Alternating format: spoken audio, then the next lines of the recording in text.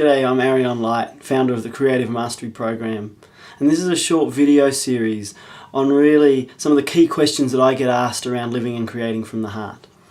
So this question is very simply, why do my thoughts get in the way of my creating?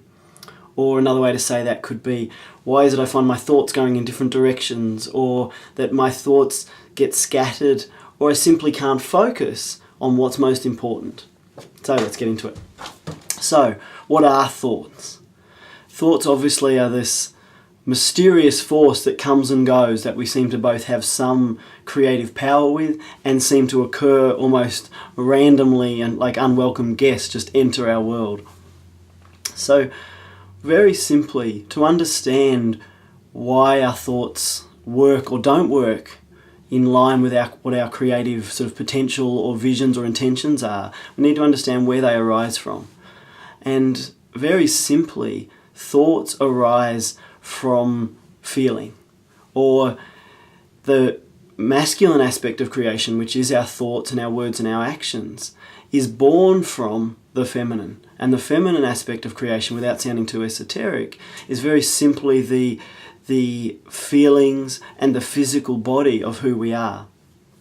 And so the physicality of our being holds a certain life force, a certain frequency, and that our thoughts arise from that. If in my physical body I carry a lot of pain and suffering that I haven't let move through me, then the thoughts that will arise out of that space will be the thoughts of pain and suffering. Different, maybe they have different flavors, different shapes, but that will be their sort of quality.